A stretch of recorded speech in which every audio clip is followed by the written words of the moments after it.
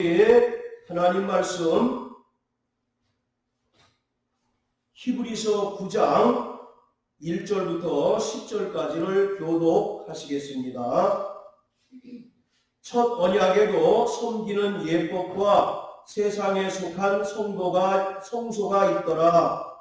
이에 위한 첫 장막이 있고 그 안에 두대와 상과 주갈병이 있으니 이는 성소라 예법고, 또 둘째 휘장 뒤에 있는 장막을 지성소라 일컫나니 그 평구와 담배를 금으로 싼 언어궤가 있고 그 안에 한 달 남은 그 항아리와 아론의 상난 지팡이와 언약의 비석들이 있고, 그 위에 속죄소를 덮는 영광의 그룹들이 있으니 이것들에 관하여는 이제 낱낱이 말할 수 없노라. 이 모든 것을 이같이 예배하였으니 제사장들이 항상 첫 장막에 들어가 성전의 예를 행하고, 오직 둘째 장막은 대제사장이 홀로 1년 1차씩 들어가되 피 없이는 아니하나니 이 피는 자기와 백성의 허물을 위하여 드리는 것이라. 성령이 이로써 보이신 것은 첫 장막이 서 있을 동안에 성소에 들어가는 길이 아직 나타나지 아니한 것이라. 이 장막은 현재까지의 비유니 이에 의지하여 드리는 예물과 제사가 섬기는 자로 그 양심상으로 온전케 할 수 없나니 이런 것은 먹고 마시는 것과 휘를 받으시는 것과 함께 육체의 예법만 되어 계약할 때까지 맡겨둔 것이니라. 아멘. 아멘. 기독교는 속죄와 제사의 종교입니다. 이렇게 말을 하면 틀림없이 반문하실 분이 있을 겁니다. 아니 그렇다면 조상에게 드리는 제사는 왜 우상 숭배라고 합니까? 라고 물을 수 있을 것입니다. 성경에서 말하는 제사는 오직 하나님께만 드리는 것이고 속죄의 능력이 있는 것이 성경에서 말하는 제사입니다. 그런데 세상의 제사는 돌아가신 조상에게 드리는 제사이기 때문에 그것을 우리가 우상 숭배 죄에 해당되는 것으로서 금하는 것입니다. 자, 이와 같이 기독교는 속죄와 제사의 종교로서 구약에는 짐승으로 희생 제사를 드렸었고 신약에서는 성도의 몸을 거룩한 산 제사, 산 제물로 드려야 합니다. 본래 죄를 범하여 부정한 인간은 거룩하신 하나님을 만날 수 없습니다. 죄인인 인간이 거룩하신 하나님께 가까이 다가가면 저주가 임하여 반드시 죽게 됩니다.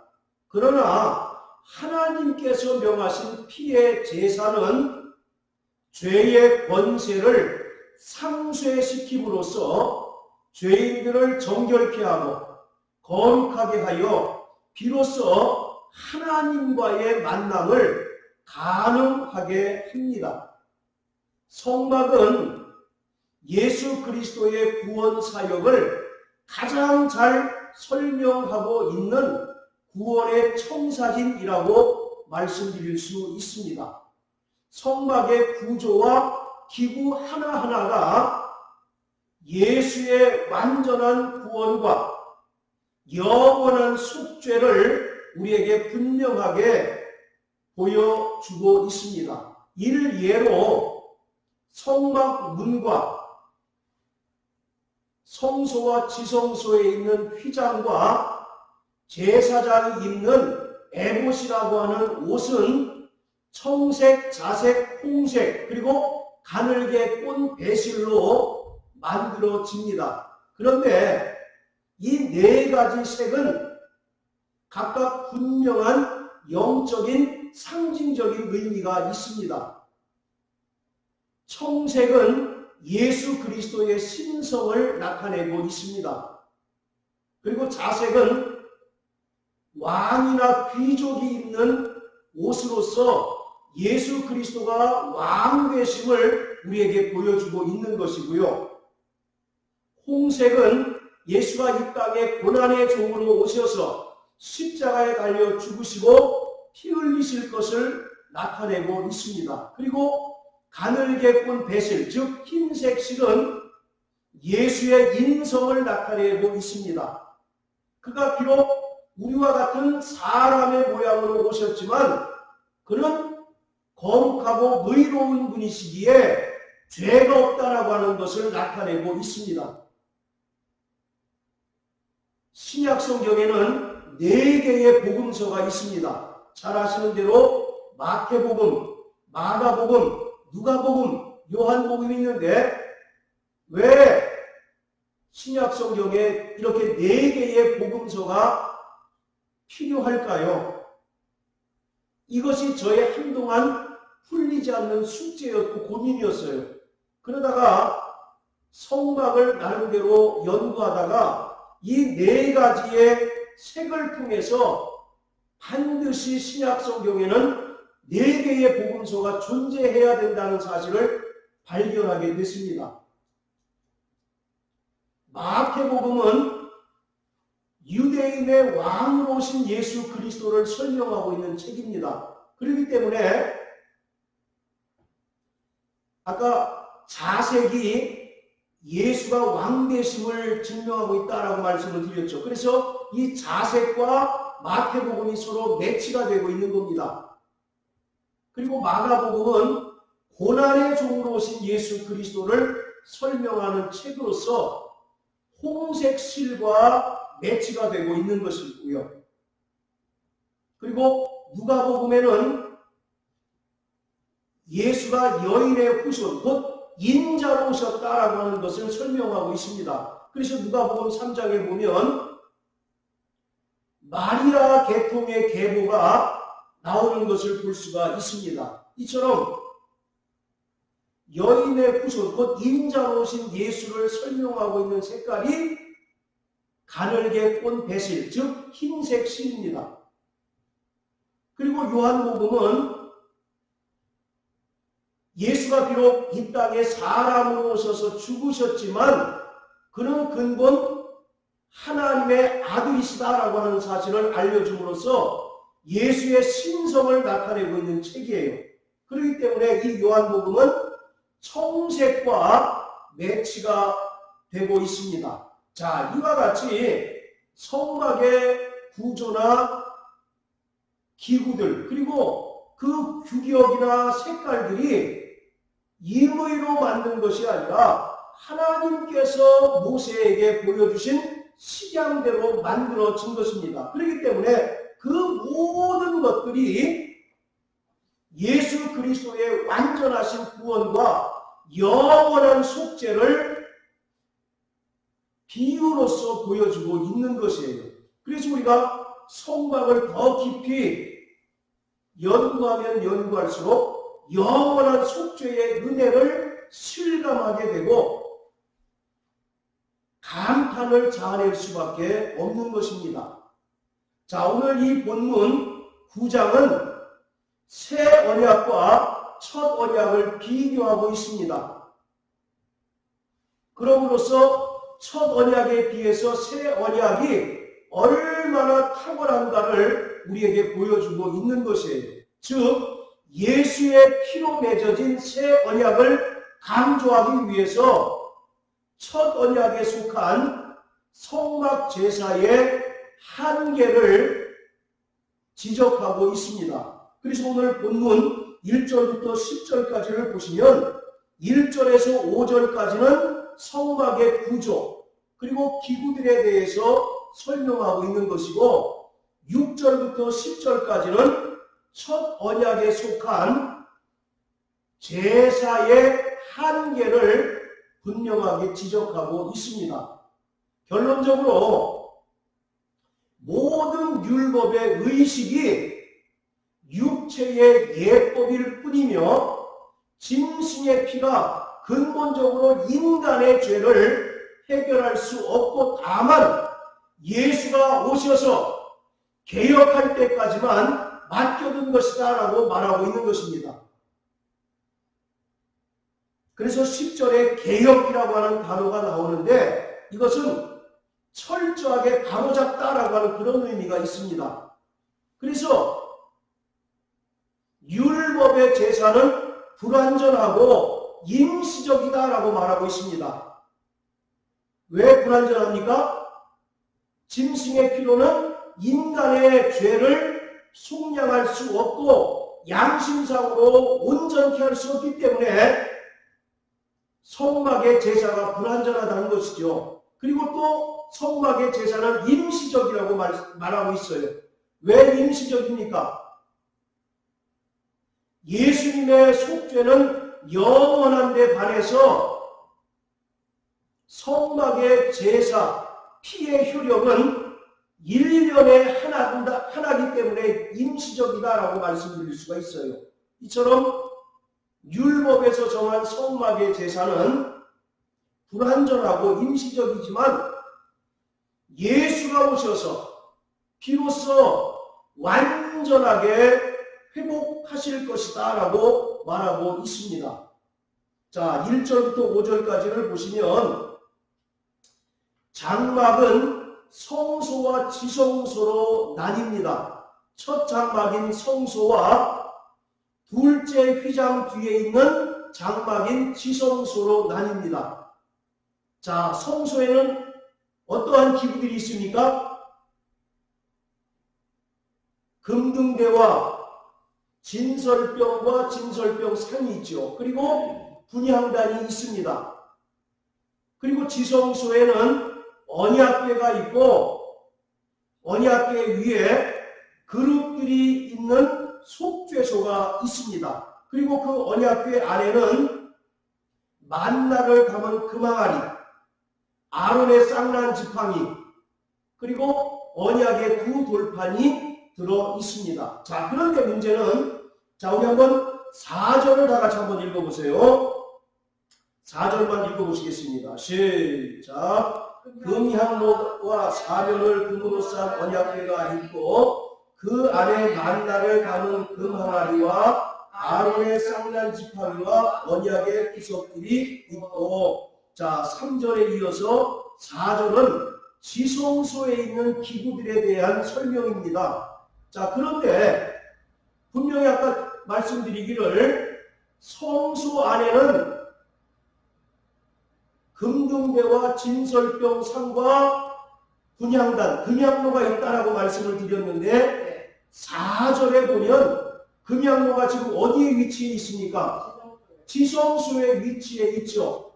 그렇기 때문에 이 4절을 통해서 많은 해석상의 논란이 일어나고 있습니다. 그런데 이것은 대단히 간단한 문제예요. 분명히 분향단, 금향로는 성소에 있어야 되는 것 아니겠습니까? 그런데 4절에 보면 그 금향로가 지성소에 있는 것으로 기록하고 있어요. 이것은 왜 그러냐면 1년 1차에 한해서 대속죄일에 대제사장이 향로를 가지고 지성소에 들어간 상황을 설명하고 있는 것이기 때문에 그렇습니다. 다시 말하면 대속죄일에 대제사장이 이스라엘 백성의 죄를 속죄받기 위하여 지성소에 들어가서 짐승의 피를 뿌린 상황을 설명하고 있는 것입니다. 자, 우리 레위기 16장 다 같이 한번 보십시오.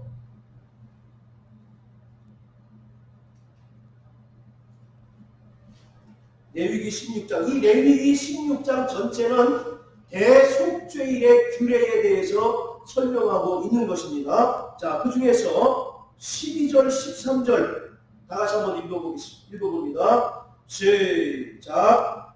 향로를 취하여 여호와 앞 단 위에서 피운 불을 그것에 채우고 또 두 손에 곱게 간 향기로운 향을 채워 가지고 장 안에 들어가서 여호와 앞에서 분향하여 향료로 증거계 위 속죄소를 가리우게 할지니 그리하면 그가 죽음을 면할 것이며, 예, 분명히 분향단, 그리고 분향단 위에 있는 금향로는 성소에 있습니다. 그렇지만 1년 1차 대속죄일에 한하여 그 향로를 가지고 대제사장이 지성소에 들어가서 그 금향로에서 나는 향기가, 연기가 속죄소를 덮어야만 합니다. 그래야 그가 목숨을 부지할 수 있기 때문에 그런 거예요. 그렇기 때문에 오늘 히브리서 9장 1절부터 10절까지의 말씀은 착오에 의해서 잘못 기록되어진 것이 아니라 대제사장이 대속죄일날 지성소에 들어가서 이스라엘 백성들의 죄를 속죄받기 위해서 피를 뿌리는 그러한 장면, 그러한 상황을 설명하고 있는 것입니다. 그렇지만 오늘 이 히브리서 기자는 이러한 성막의 제사 그리고 대속죄일의 규례가 완전하지 못하다라고 이와 같이 이야기하고 있습니다. 왜 그렇습니까? 그 피가 바로 문제가 있기 때문에 그런 것이에요.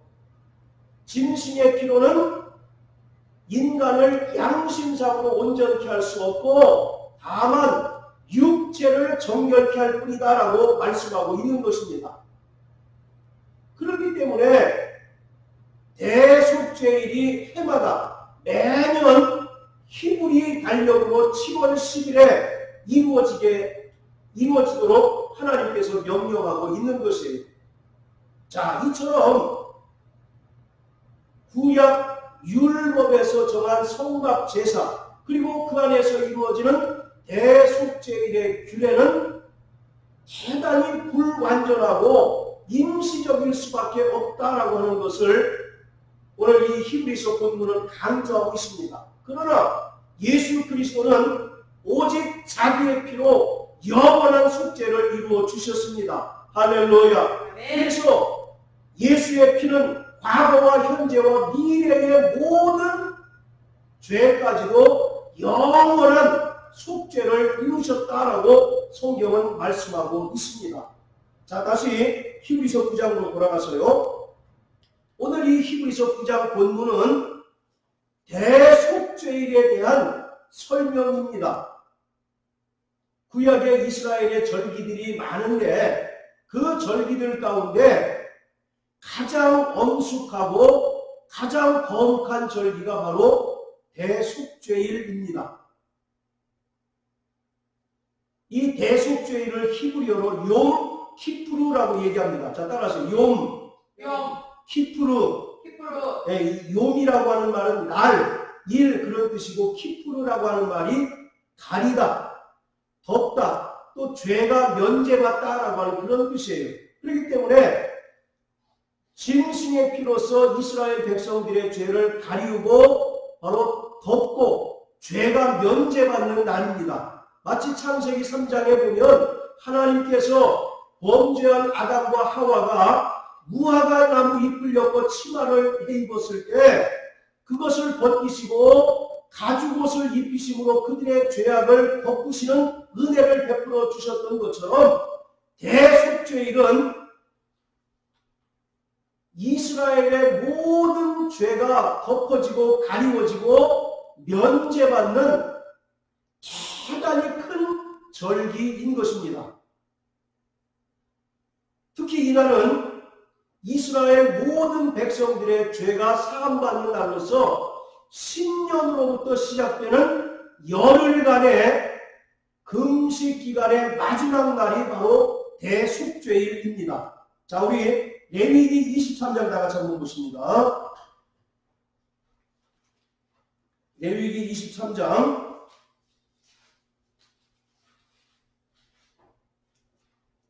자, 26절부터 32절까지 우리 김 집사님 큰 소리로 읽어주십시오. 여호와께서 모세에게 일러 가라사대 7월 10일은 속죄일이니 너희에게 성이라. 너희는 스스로 괴롭게 하여 여호와께 화제를 드리고 이날에는 아무 일도 하지 말 것은 너희를 위하여 너희 하나님 여호와 앞에 속죄할 속죄일이니라. 이날에 스스로 괴롭게 하지 아니하는 자는 그 백성 중에서 고쳐질 것이라. 이날에 누구든지 아무 일이나 하는 자는 내가 백성 중에 멸절시키리니 너희는 아무 일든지 하지 말라. 이는 너희가 그 거하는 각처에서 대대로 지킬 영원한 주리니라.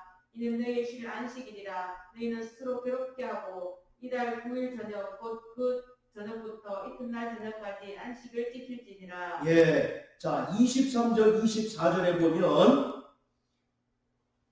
7월 곧 그달 1일로 안식일을 삼아서 나팔을 불어 기념하라 이렇게 얘기합니다. 이게 나팔절이에요. 나팔절. 또 다른 명칭이 신년절이라고 하기도 합니다.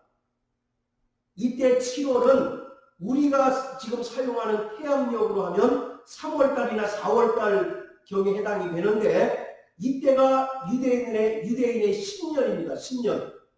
그들은 이 신년에 크게 나팔을 불어서 회개를 선포를 하는 거예요. 그래서 이 7월 10일부터 대속죄일이 나팔절이 7월 1일이고 대속죄일이 7월 10일인데 이 열흘간 자신의 집도 이제 정결케 하고 또 대속죄일을 준비하는 회개의 기간으로 삼습니다.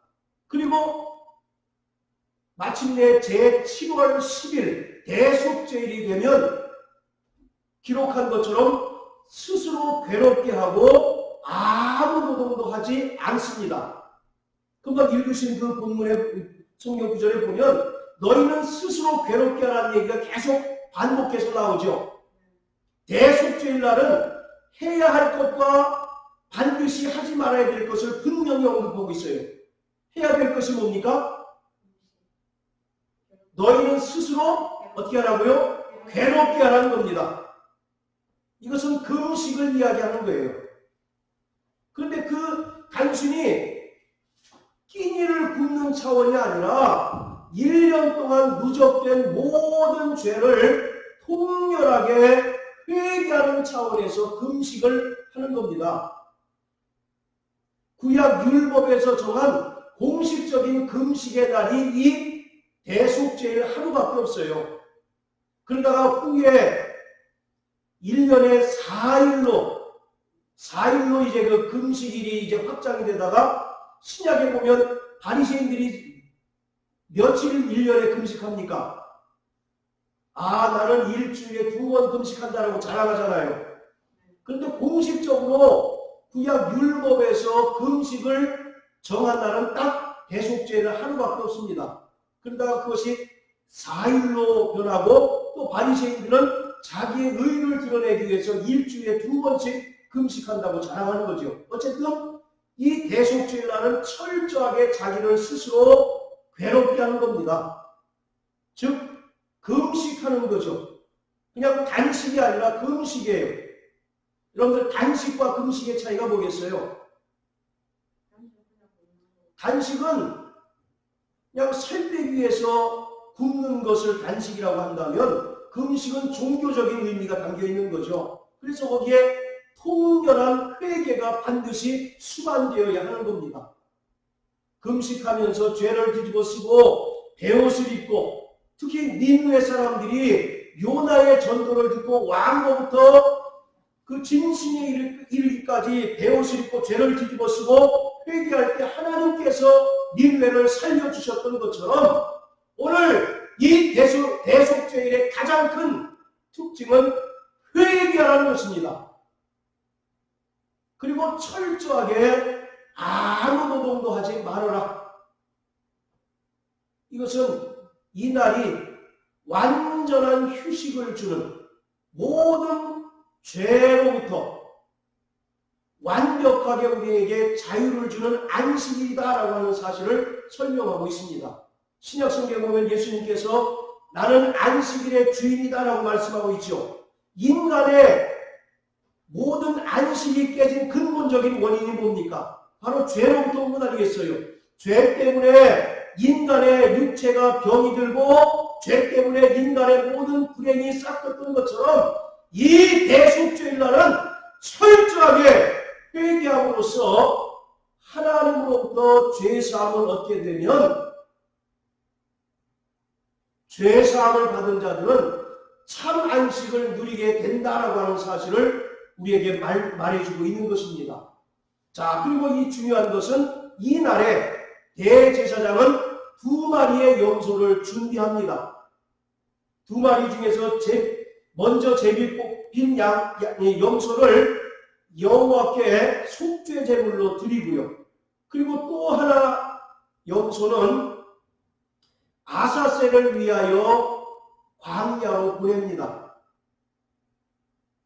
이때 이 아사셀 염소를 담당하고 있는 제사장은 광야로 염소를 끌고 가서 남떨어지에 떨어뜨려 죽입니다. 그리고 죽는 것을 반드시 확인한 후에 돌아옵니다. 왜 그렇습니까? 회개한 죄는 우리에게 다시 돌아오지 않는다라고 하는 것이죠. 이로써 대속죄일의 모든 과정이 끝나고 비로소 이스라엘의 모든 죄가 완벽하게 하나님께 용서받게 되는 것이에요. 이처럼 하나님께서는 자비하셔서 진정으로 회개하는 자들의 모든 죄를 사하시고 완전하게 용서해 하셨다라고 하는 말씀이 있죠. 그 말씀이 아사셀 염소를 광야로 보내서 죽게 하는 그 장면을 설명하고 있는 거예요. 자, 또 우리 미가서 7장을 다 같이 한번 보십니다.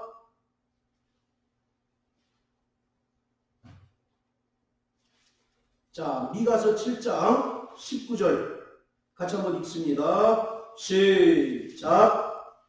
미가서 7장 19절. 다시 우리를 긍휼히 여기셔서 우리의 죄악을 발로 밟으시고 우리의 모든 죄를 깊은 바다에 던지시리라. 이것이 아사셀을 위한 염소를 광야로 보내서 죽게 하신 것을 말하고 있는 것입니다. 하나님은 전지하신 분이십니다. 그렇지만 예수의 피공로를 의지하여 회개한 죄에 대해서는 망각하시는 능력이 있으신 것을 믿으시길 주의 이름으로 축원합니다. 그래서 이사야서에 보면 나곧 하나님은 너희의 죄를 고발하시고 사하시는 분이시며 또 기억지 아니하시는 분이다 라고 말씀하고 계셔요. 오늘 이와 같이 예수의 피를 의지하여 회개한 죄는 하나님께서 다시는 기억지 아니하십니다. 만약에 하나님께서 우리의 모든 죄악들을 낱낱이 기억하신다면 이 세상에 어느 누구도 죄로부터 자유한 자가 없고 죄에서 구원 얻을 자가 없을 것입니다. 그러나 하나님께서는 피의 제사를 통하여 속죄한 죄에 대해서는, 회개한 죄에 대해서는 다시는 기억지 아니하시고 망각해 주시는 은혜를 우리에게 베풀어 주시는 것입니다. 할렐루야. 그래서 오늘 이 대속죄일의 가장 중요한 주제는 회개인 것입니다. 레위기 16장 그리고 레위기 23장은 대속죄일의 규례를 통해서 우리에게 신앙의 원리를 가르쳐주고 있어요. 그 신앙의 원리는 무엇이냐? 누구든지 죄와 부정의 문제를 해결하지 않고서는 하나님을 섬길 수 없다라는 것입니다. 하나님께 나가는 자는 죄와 부정의 문제를 반드시 해결받아야 하는데 대속죄일은 이러한 문제를 해결하는 날로서 우리를 하나님의 거룩한 백성으로서 살 길을 열어주는 날인 것입니다. 또한 대속죄일은 개인적인 속죄의 차원을 넘어서 이스라엘 공동체의 죄와 부정을 다루는 날입니다. 그래서 대제사장으로부터 이스라엘 백성에 이르기까지 1년 동안 묵혀두었던 모든 죄를 한꺼번에 단번에 사함받는 날이 바로 대속죄인 것입니다. 이를 통해서 하나님과 이스라엘 백성들과의 그 관계가 회복되어지고 끊어진 관계가 다시 이어지는 놀라운 은혜가 임하게 되는 거죠. 그래서 하나님께서는 이스라엘 백성들에게 매년 영원히 이 대속죄를 지키라고 말씀하고 있는 것입니다. 오늘 우리 신앙생활에서 가장 중요한 것이 무엇일까요? 바로 회개인 것입니다. 할렐루야. 회개에 쓰디 쓴 체험이 없는 자는 진정으로 자신이 구원받았는지 여부를 점검해 봐야 하는 것입니다. 하나님께서는 회개한 자를 사랑하시고 회개한 자의 모든 죄를 용서하시고 구원해 주시는 분이십니다. 할렐루야. 한국교회가 폭발적으로 성장하는 때가 있었죠. 그 때를 우리가 되돌이켜 보면 그 이면에는 회개가 있었던 것입니다. 그렇잖아요. 비록 지금처럼 번듯한 것들이 없어도 세련된 모습들이 덜했다 할지라도 어쨌든 모이면 저녁 기도에 힘쓰고 회개하는 일이 다반사였습니다. 그럴 때 놀라운 죄사함의 은혜가 임하고 성령의 충만함이 임하고 또 각종 신령한 능력들이 임하게 되는 거죠. 그런데 어느덧 배부르고 등 따숩게 되니까 교회에서 또 성도들의 입에서 회개라고 하는 말이 자취를 감춰버리고 맙니다. 여러분들, 이 시대를 향한 마귀의 전략이 뭔지 아십니까? 성도들이 죄를 둔감하게 만드는 거예요. 죄에 대해서 무뎌지게 만드는 거예요. 분명한 성경적인 가치관이 있지 않습니까? 그 가치관을 허물어뜨려 버리는 겁니다. 그것이 소위 말하는 포스트 모더니즘이라는 거예요. 우리는 오직 진리는 예수라고 하는 사실을 굳게 믿는 자들 아닙니까? 목숨으로 사수하는 것 아니겠습니까? 그런데 포스트 모더니즘이라고 하는 건 뭐냐? 왜 기독교에만 진리가 있다고 하느냐? 왜 기독교에만 구원이 있다고 하느냐? 왜 예수만 믿어야 구원받는다고 하느냐? 불교에도 구원이 있고 다른 타종교에도 구원이 있으니까 서로 상생하고 존중하고 하나가 되자라고 하는 것이 말하는 포스트 모더니즘의 주요 골자인 것입니다. 만약에 교회가 그런 식으로 물들게 되면 구원받은 자들이 나만 하겠느냐고요. 그러니 마귀는 진리를 은근히 희석시키고 변개시킴으로써 성도들의 마음을 죄에 대해서 무뎌지게 만드는 겁니다. 그래서 나 별일 없으니까 신앙생활 잘하는 것처럼 생각하게 만드는 거죠. 내가 왜 죄인이야? 나 이렇게 신앙생활 잘하는데 그래서 죄에 대하여 무뎌지게 만들고 회개를 상실한 채로 신앙생활하게 만드는 겁니다. 그런데 우리가 분명히 잘 알지 않습니까? 신앙생활에 회개가 빠지면 하나님께서 기뻐하실까요? 안 하실까요? 기뻐하실 수 없는 거예요. 여러분들, 다윗과 사울이라고 하는 존재 잘 아시지 않습니까? 저는 인간적으로 보면 사울이 훨씬 더 낫다고 생각을 해요. 그리고 도덕적인 차원에서도 사울이 크게 다윗보다 낫다라고 생각을 합니다. 그러나 하나님은 다윗을 향해서 저는 내 마음에 합한 자다라고 얘기하잖아요. 무엇이 하나님 마음에 합했을까요?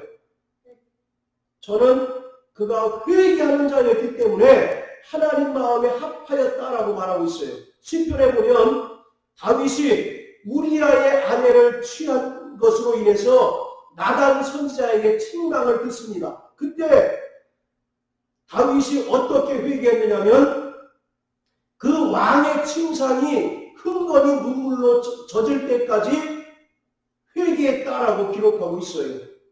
하나님께서는 그 모습을 보시고 다윗을 통해서 하나님의 역사를 이루셨다라고 저는 믿습니다. 오늘 이와 같이 이 시대는 회개의 복음이 상실했고 성도들에게서 회개가 사라진 시대라고 저는 감히 말씀드릴 수가 있는 거예요. 회개하지 않으면 천국 갈 수 있습니까? 마태복음 4장 17절에 보면 예수님께서 공생애를 시작하시면서 첫 번째 하셨던 말씀이 회개하라! 천국이 가까웠다라고 말씀하고 계시잖아요. 오늘 우리는 날마다 예수의 보혈을 의지하여 회개하는 자 되시길 주의 이름으로 축원합니다. 오늘 우리가 성령 충만함을 받지 못하고 성령의 은사가 오늘 우리를 통해서 나타나지 못하는 까닭은 회개하지 않기 때문에 그렇습니다. 물론 립 서비스로는 회개할 수 있죠. 하나님 잘못했습니다. 하나님 반성합니다. 하나님 후회합니다. 그러한 립 서비스는 진정한 회개가 아니고 회개는 뭐예요? 가던 길에서 돌이키는 겁니다. 할렐루야. 네. 내가 불의한 길을 가다가 회개했다면 다시 그 일을 하지 않도록 힘쓰고 애쓰고 노력해야 되는 겁니다. 그래서 히브리서 12장 4절에 보면 너희가 죄와 싸우되 피 흘리기까지 싸우지 아니하는도다라고 말하고 있지 않습니까?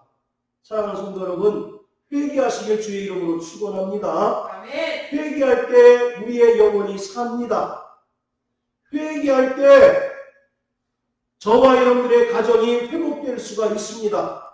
또 회개할 때 우리 대한민국이 살아나게 되는 거예요. 아까 대속죄일에 대해서 말씀드리면서 이 대속죄일이 개인적인 속죄의 차원을 넘어서 이스라엘 공동체의 죄와 부정까지도 사함받는 날이다라고 말씀을 드렸어요. 오늘 이와 같이 회개하는 영혼은 망하지 않습니다. 회개하는 가정은 망하지 않습니다. 또 회개하는 국가는 망하지 않습니다. 진정한 부흥이라고 하는 것이 뭘까요? 여러분들 성경에 부흥이라고 하는 단어가 딱 한 번 나옵니다. 하박국서 3장 2절에 주여 주의 일을 수일 내에 부흥케 하옵소서 딱 한 번 나오는데 보통 우리는 그 부흥을 어떤 의미로 이해합니까? 교세가 커지고 교인들의 숫자가 늘어나는 것으로 자꾸 생각을 해요. 그렇기 때문에 기독교회가 점점 속으로 골마 터지는 겁니다. 성경에서 말하는 부흥이라고 하는 단어는 히브리어로 하야라고 하는 단어를 썼는데 이것은 회복되는 겁니다. 회개하는 거예요. 회개할 때 하나님께서 이스라엘 민족을 살려주시겠다는 거거든요. 그 하박국서 3장의 배경이 뭐냐면 하나님께서 갈대아 사람, 즉 바벨론을 들어 사용하셔서 남유다를 멸망시켜 버리겠다는 겁니다. 그랬더니 하박국이 아니 우리는 하나님의 선택받은 백성인데 어떻게 이방 민족에 의해서 멸망당할 수 있습니까? 라고 이와 같이 물었더니 하나님께서 의인은 믿음으로 말미암아 산다라고 하는 말씀을 하면서 그러한 가운데서도 끝까지 믿음으로 살아가는 자들은 하나님께서 회복시켜 준다라고 이와 같이 말씀하고 있는 거예요. 로마서 1장 17절에 보면 의인은 믿음으로 말미암아 산다라는 말씀이 있죠. 그 말씀이 하박국서 3장의 말씀을 인용하고 있는 겁니다. 오늘 이와 같이 진정한 영적 부흥을 꿈꾸신다면 여러분들의 자리가 회개의 자리가 되시길 주의 이름으로 축원합니다. 그럴 때 우리가 비로소 죄에 대하여 정말 예민해지고 죄에 대하여 정말 더욱더 민감해질 수밖에 없는 거예요. 마귀는 자꾸 죄에 대해서 둔감해지도록 합니다. 그래서 자꾸 죄를 쌓아놓도록 해요. 여러분들 죄가 자꾸 쌓이면 나중에는 회개할 수 있을까요? 없을까요? 회개할 수 없습니다. 그래서 죄는 지을 때마다 회개해야 됩니다. 지을 때마다 회개해야 돼요. 안 그러면 자꾸 켜켜이 누적되고 쌓여지면 에이 뭐 예전에도 그런 죄를 저질렀는데 이렇게 죄에 대하여 둔감해지고 회개를 회개를 상실한 채로 살아가게 하는 거예요. 이것이 오늘 이 시대를 향한 마귀의 전술이라고 저는 틀림없이 생각을 합니다.